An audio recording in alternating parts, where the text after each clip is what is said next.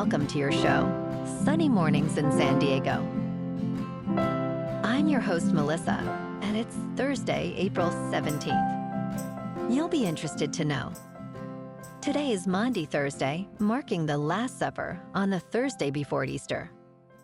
Also known as Holy Thursday, it commemorates Jesus washing the apostles' feet.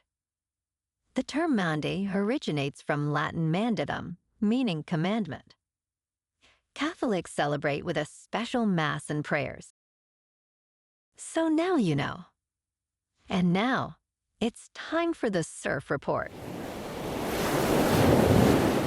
Thursday at Tourmaline and South San Diego. It's looking clean this morning with knee to thigh-high sets rolling in. Waves hold around 2+ feet throughout the morning, providing good conditions. However, expect the winds to remain onshore at 3 miles per hour, adding a slight bump as the day progresses. Overall, it's a decent morning for a paddle out. Best time to ride is at 6 a.m. with a 1-foot low tide when the southwest swell is 1 foot at 17 seconds and the onshore wind is 3 miles per hour. The first low tide Thursday will be 0 foot at 6:45 a.m. with a 2.5-foot high tide just after 1:30. The nearshore buoy at Mission Bay West reads 60 degrees for the water temperature. Friday through Sunday presents a mix of surf conditions. Friday starts fair with knee to waist-high waves, transitioning to choppy by afternoon due to increasing northwest winds. Saturday offers clean, glassy mornings with similar wave heights, but choppy conditions develop later. Sunday remains fair, featuring consistent 2 to 3+ feet waves, but shifts to choppy in the afternoon as winds pick up. This morning, there's a slight chance of rain showers, and it feels like 56 degrees with 8 miles per hour wind. The sunset will take place at 7:23, and it will rise again tomorrow at 6:14. It looks like we're in for some mostly cloudy skies today, with a slight chance of rain showers and a high near 65, accompanied by a light southwest breeze. Tonight, expect continued cloudy conditions with a low of 55 and a chance of showers before 5 a.m., along with light winds. Looking ahead in the weather, expect cloudy skies on Friday with a high near 64 and light west winds. Saturday will be mostly sunny, reaching a high near 67. Look for patchy fog in the mornings and partly cloudy nights, with lows around 53. Bonjour, food enthusiasts. This podcast is brought to you by Versailles Cafe and Pastries in Encinitas. Nestled on El Camino Real South, just north of Encinitas Boulevard, this cafe is a haven for culinary delights. Indulge in their amazing Eggs Benedict or their gluten-free crepes. You can grab a panini for lunch or just breeze on through to get your morning coffee. They are open every day from 8 to 5. So stop on by and don't forget to tell them Sunny Morning sent you. In local news, state officials have approved nearly $10 million for essential improvements to the coastal rail system, which has faced significant erosion, disrupting train traffic along the coast. During an emergency meeting, the California Transportation Commission sanctioned the funds for the Los Angeles-San Diego-San Luis Obispo rail corridor. This investment will support the Orange County Transportation Authority's Coastal Rail Infrastructure Resiliency Project, enhancing 7 miles of rail service. Darnell Grisby, the commission's chairman, emphasized the corridor's importance, stating that it facilitates over $1 billion in freight and serves millions of daily passengers.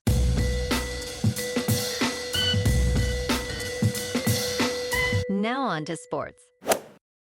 In a thrilling conclusion to the Golden State Warriors' 121-116 play-in victory over the Memphis Grizzlies, the NBA revealed that officials missed 4 crucial calls in the final moments. With just under 90 seconds left, Draymond Green should have been called for a foul against Scottie Pippen Jr., potentially leading to his exit from the game.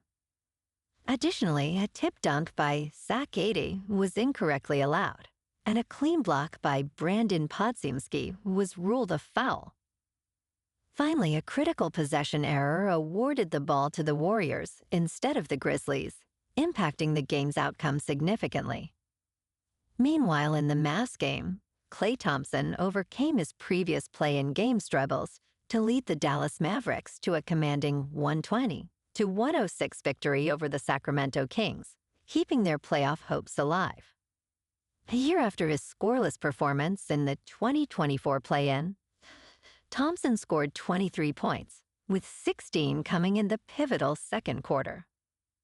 Coach Jason Kidd praised the team's resilience.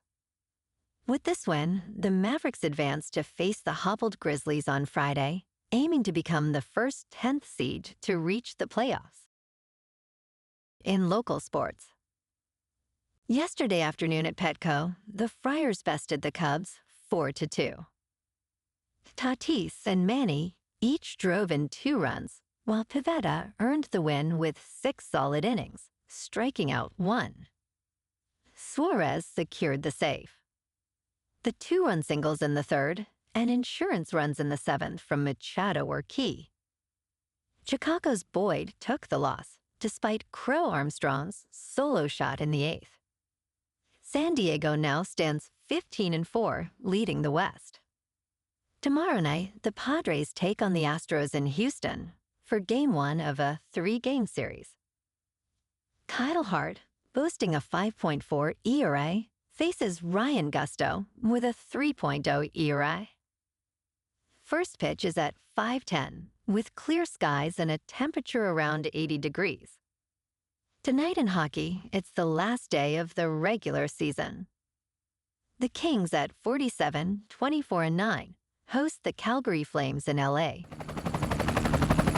In top news, the Internal Revenue Service is planning to rescind the tax-exempt status of Harvard University, according to sources familiar with the matter.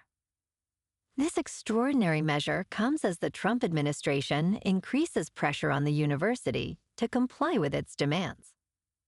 Over $2 billion in funding has already been blocked. President Donald Trump suggested on Truth Social that Harvard should lose its tax-exempt status for not acting in the public interest. Education Secretary Linda McMahon stated that it is worth looking into, while experts warn that this revocation process is complex and rare. In business news, trade tensions with China are paving the way for sodium-ion batteries, which are gaining traction as lithium tariffs create uncertainty. Historically, sodium for battery production has been a pipe dream, but Natron Energy Incorporated, based in Holland, Michigan, is now producing these batteries at scale. The company's plant opened in April 2024, with plans for significant expansion. Sodium-ion batteries are cheaper and safer than lithium-ion options, appealing to data centers and other industries requiring rapid power discharge. While sodium may not dominate the market, it is emerging as a viable alternative in specific applications, particularly as demand for energy storage surges. In crypto movement, Bitcoin is up 1% to about $84,000.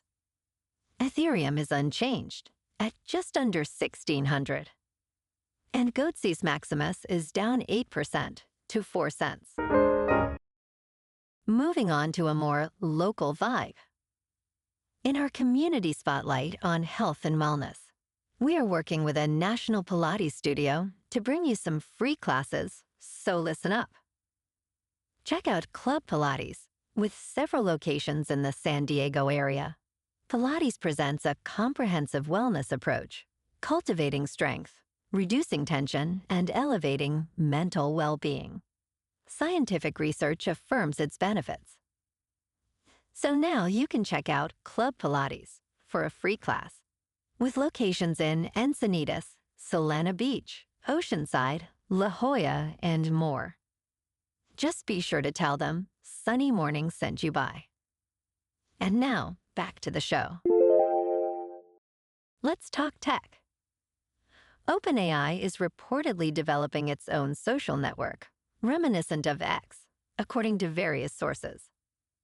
The project is still in its early stages, featuring an internal prototype that integrates ChatGPT's image generation with a social feed.